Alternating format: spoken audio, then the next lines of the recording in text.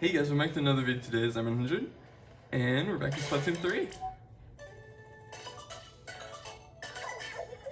Currently, I said that I had to show off the results, and I really want to make sure I can finish the catalog, and I think I need whatever time I have during this Thanksgiving break. So, I gotta record this before I leave home, because I'm not taking my tripod home. So it is currently like 7:30 before my classes. This is a great time to do this. I'm probably gonna be out of it. Let's see. Conch shells, that was us, I already knew that. Votes. Okay. It's a lot. And then clout. That sucks.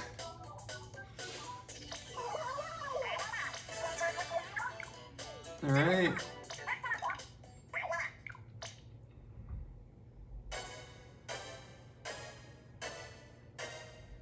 I hate that. I hate that. Yes, I offer you all condolences in the form of a handshake. Oh, not again. Keep your handshake to yourself. I'll take the handshake, but make it a fin shake. I'm certain that my years of shaking hands with our fans and supporters helped. As for you two, just shake it off. No one's stopping you from fist bumping or hugging. Yeah, I'd fist bump everyone on Team Fry, if I could. We lost, but we stayed cool. You know, I'd hug my supporters in a heartbeat. Thanks, everyone. Well, now that we've established a go-to, I wouldn't mind learning a proper fist bump. Wait, is that why you picked handshake? You don't know how to fist bump? If a shark boops you in the wild, it's not a friendly move, and forget about hugging. That's so sad. Now I want to hug a shark. And I want to hug you, Shiver. You can at least do a basic fist bump, right? Don't patronize me. I can do plenty with my fist. But one fist bump lesson, please. Yes, okay. First, make a fist, then act like you're gonna go blammo and hit someone. But just tap knucks. Then flare it, like bam, fake grenade. Or cross arms, or and pose, or I knew it'd be complicated. Alright, we're done with that. I remember going on Twitter around the time that the results came out, and one of the first things I see is someone saying that the text is always the same. It's just like I don't remember. I can't like summarize it the right way. That's the wrong store. It's this one. Why are you in the way? But it was like wordplay on team name, and team wins. Wordplay on team name. Wordplay on team name. It's and then it's like, let's go. Wordplay on team. It's always just like, let's go do thing. Anyway, weapon. Snipewriter 5H is it's an interesting one. I remember when it got announced and being confused. Because check this out. It's a sniper that takes multiple hits and deals multiple hits per charge. It's weird. Yeah, this, do I even have the energy to do the thing?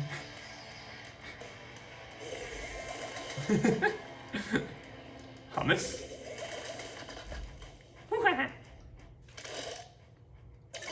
Alright. The Snipewriter 5H, yep, is a charger that has multiple shots. It has a weird playstyle. So, as you can see, it still has a long range. With being able to shoot pretty fast, besides the initial charge, it's pretty good. The only thing that really stops it is the fact it's not a one-hit dealer, which makes sense. And then the fact that you cannot keep the charge when in squid, which makes sense. A little bit? I don't know. I feel like that's just a balancing thing that I maybe don't understand. Hey, leave me alone. Thank you. Don't even need the charge for that. Just on. I don't know why I'm charging if I'm gonna have to go up here. But yeah, I saw it being referred to as similar to the Bamboozler, which I don't know if we've actually been over that weapon yet. Basically, really fast charge, so you can do a bunch of charges, or a bunch of shots, just like this weapon. Except, the difference is, the range is really low because of that. This is the same thing, but long range. So it's pretty good.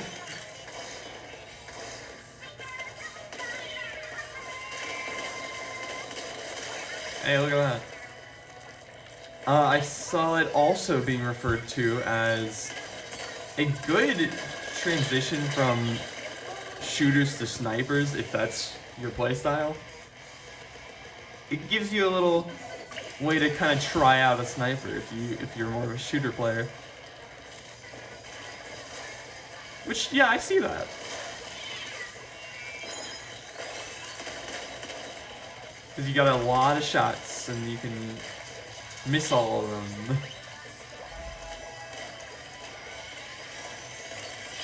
I think the funniest part was when I was searching and I saw like one of the thumbnails just saying 10% skill, I think it was 10% skill, 90% fun. Which, that's funny. Calling a weapon little skill. I get it. I get it. It is, with how much like leeway it is with how many shots you can do. 5 shots is crazy.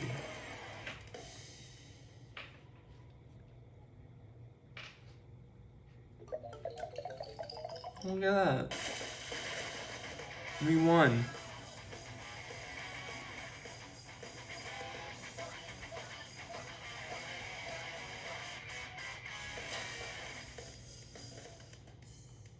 Yeah, this weapon's a lot better than I thought it would be. I was very much like, oh, it's a sniper, I don't want to do this.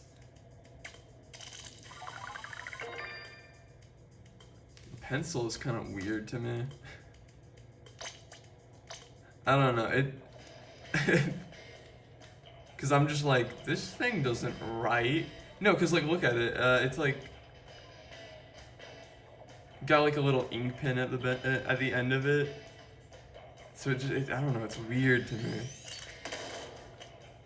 I wish there was a way to look at it while it had its charge, because I know it definitely looks different, I think.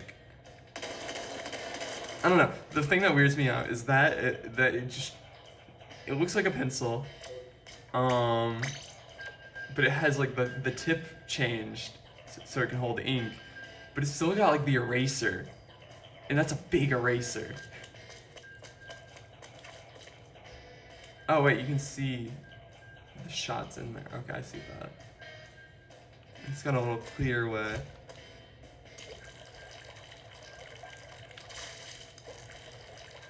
I was thinking maybe they could have made it a little more like a mechanical pencil. I feel like that would not be as weird to me.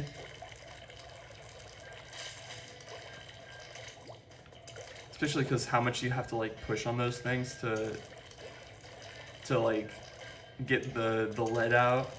So it'd like emulate the whole 5 shots. I don't know. I should be on the marketing team, not marketing team, idea team. What's it called? Concept? I don't know.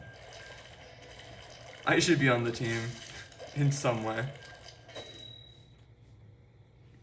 That reminds me. I saw that there was a thing that was like, there was a post from HAL Laboratory that was like, we're hiring. And I saw a bunch of like Kirby fans just like, hire me for this, hire me for this. And I was like, I mean, if everyone's doing it, why not join in? I love being annoying on the internet sometimes. And yeah, I did that. I was like, let me be on the team, let me be a beta tester. No, I love the idea of being a beta tester. I definitely talked about it on the channel before. The fact I'm a huge fan of betas. And kind of the history of games. It intrigues me so much to learn how games change and what they decided to cut.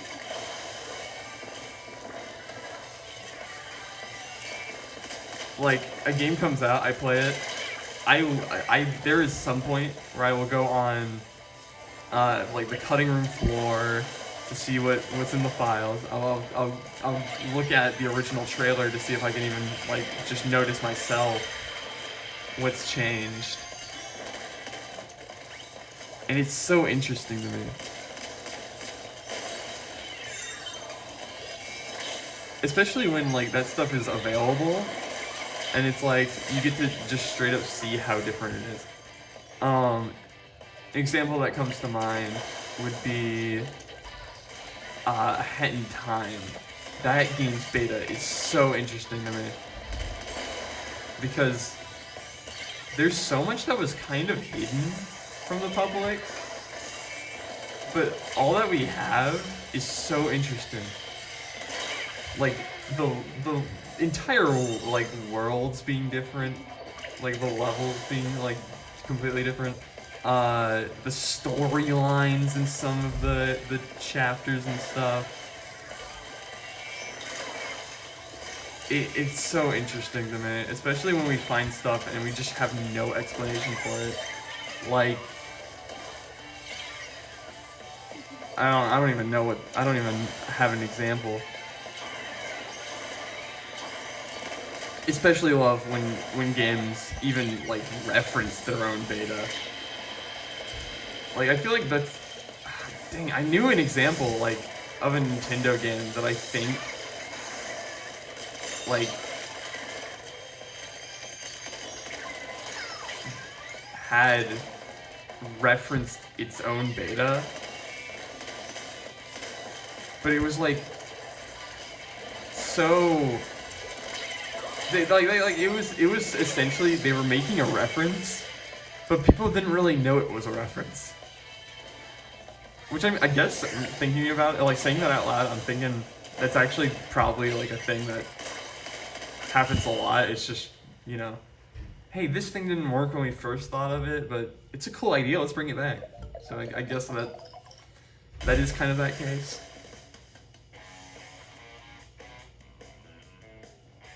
I don't know, I've always liked the idea of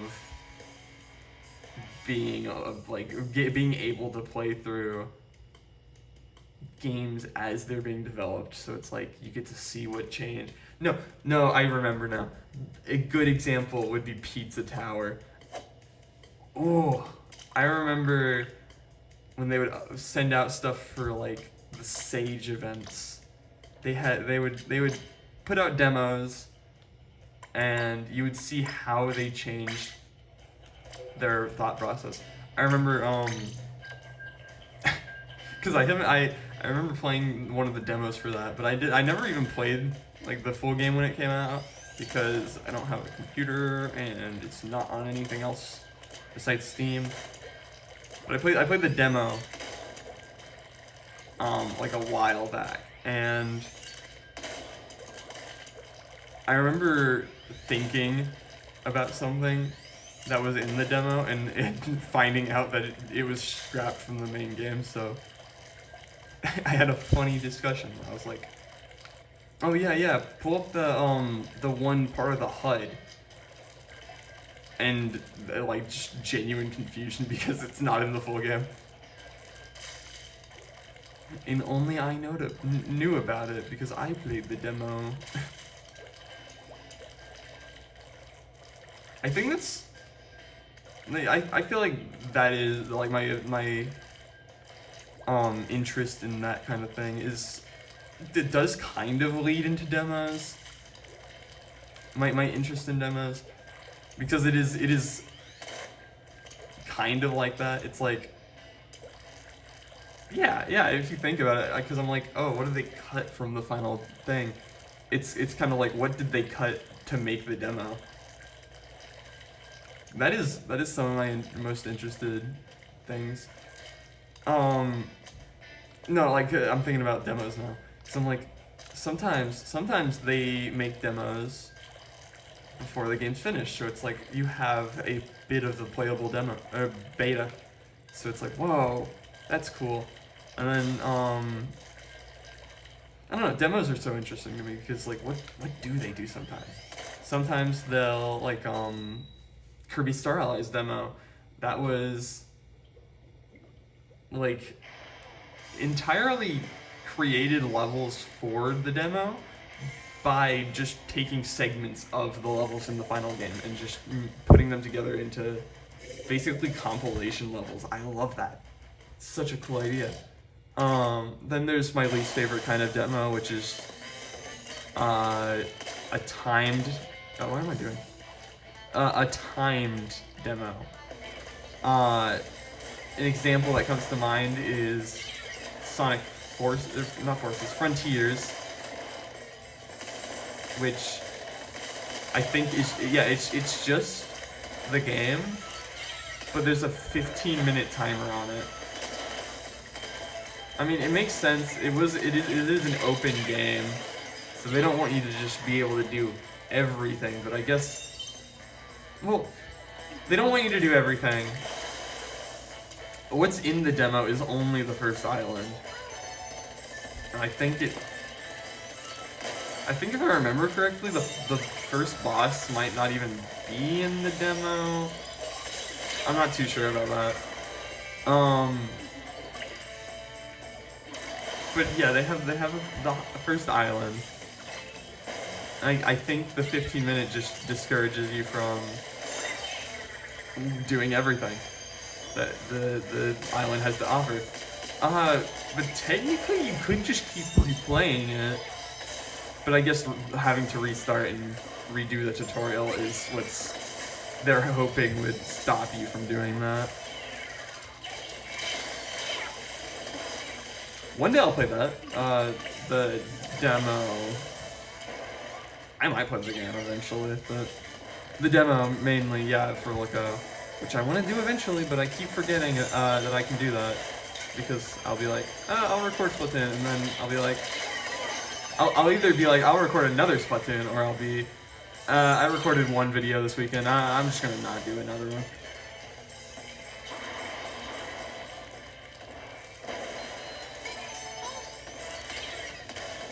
I do think it would be so funny to be like a collection of the demos on Switch. Just like, hey, look, I have a playlist that has all the demos on Switch. It's just funny to me. So I gotta do that.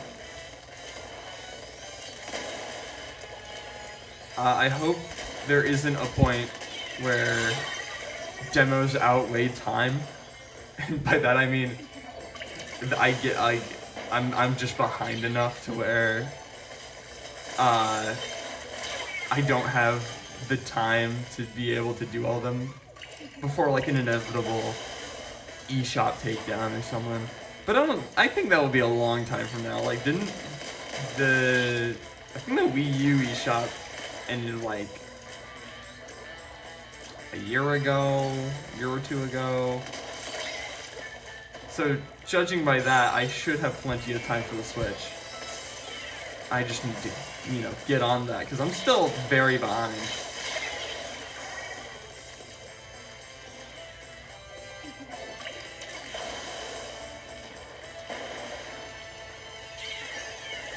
I also don't entirely know how. No. Oh, yeah, okay. Big fear. Big fear about that actually. The thing about demos is like searching them on the eShop. It searches by I search by time. But that's the time of the release date. Sometimes a game will release and then they'll have a demo like later on. So if that goes off the basic release date, then it'd be pretty hard to find. Oh, that's annoying. Maybe that is something I'll worry about later on. Oh, that was a rank up? I didn't even know that. I didn't know I was doing a rank up battle. Whoops. Alright, well let's